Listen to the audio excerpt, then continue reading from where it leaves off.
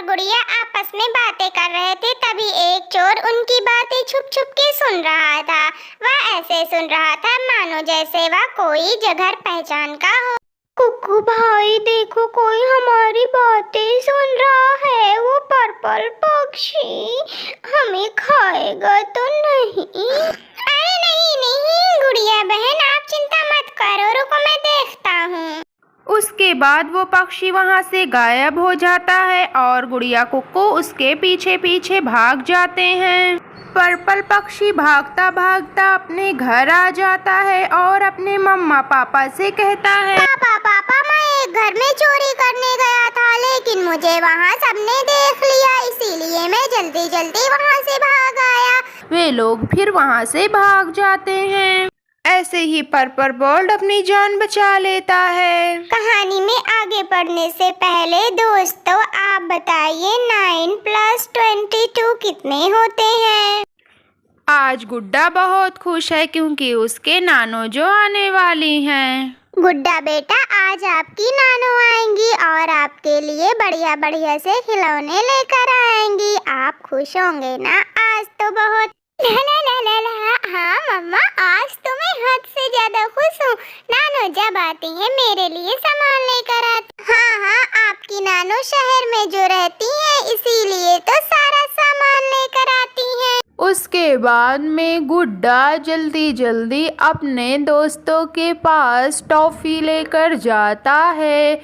वहाँ पहुंचकर गुड्डा टॉफ़ी खाने लगता है। चिड़िया के बच्चे भी वहीं होते हैं। वो गुड्डा को देखकर पूछते हैं, क्या खा रहे हो गुड्डा भाई? क्या खा रहे हो जो हम लोगों की तरफ देख भी नहीं रहे? अरे तू जानती नहीं क्या, मैं हर रोज नई नई चीजें खाया करता हूँ। तू भी जा खा, मेरा मुंह क्यों देख रही है? गुड्डा की आदत थी हमेशा चिड़िया के बच्चों को दिखाकर खाने की और ललचुआने की। गुड्डा बहुत शरारती था और चिड़ियों को बहुत परेशान करता था। चिड़िया मेरे खाने में नजर मत लगा, चल यहाँ से भाग, मुझे खाने दे, खाने दे, चल जा यहाँ से। चिड़िया के बच्चे दूसरी जगह चले जाते हैं और वहां जाकर बैठ जाते हैं। गुड्डा फिर वहीं आ जाता है और उनकी बातें सुनने लगता है। गुड़िया बहन, ऐसे हमें किसी को खाते हुए नहीं देखना चाहिए। मम्मा ने मना किया है ना, और गुड्डा की तो आदत है हमें दिखा के खाने की। हम गरीब पक्षी जो ठहरे। गुड्डा उनके सामने आकर फिर से खाने लगता है। कुक्कू फिर से उसे देखने लगती है। वह चाहती है कि वह भी उसकी मैगी खाए। कहाँ से लाए गुड्डा भैया ये मैगी? अब अभी तक तो तुम टॉफी खा रहे थे, अब मैगी खाने लग गए।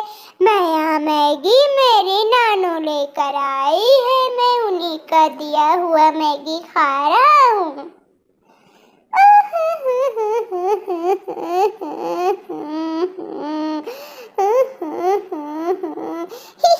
क्या हुआ टुनटुनी, तुझे नहीं खानी क्या मैगी? बोलना, देख मैं तुम लोग को कितना परेशान कर करके खाता हूँ। जल जल जल। ऐसे पक्षियों को परेशान कर करके खाने पर गुनाह पड़ता है गुड्डा भाई।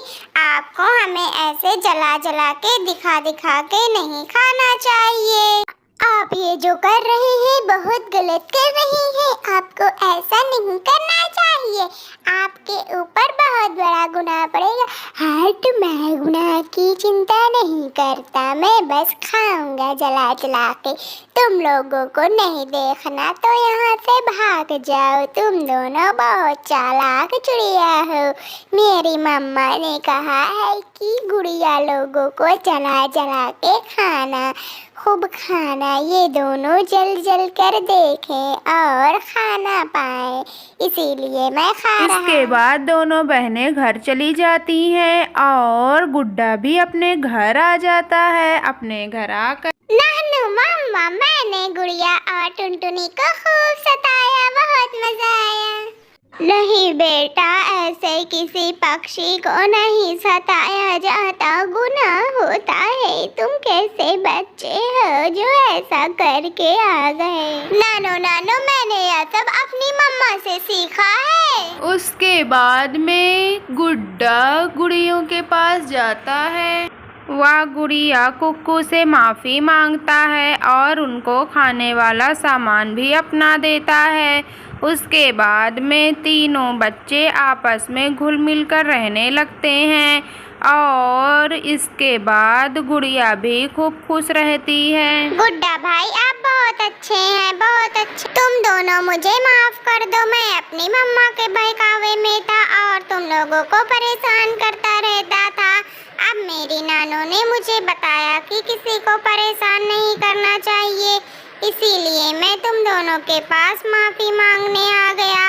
आज से हम दोनों बेस्ट फ्रेंड हैं और ऐसे ही रहेंगे। उसके बाद में सब खुशी खुशी रहने लगते हैं।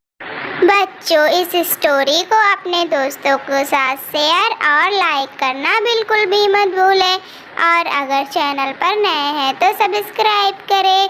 मिलते हैं नेक्स्ट वीडियो में, तब तक आप लोग अपना ख्याल रखिए और अच्छे से पढ़ाई करते रहिए। Tata bye.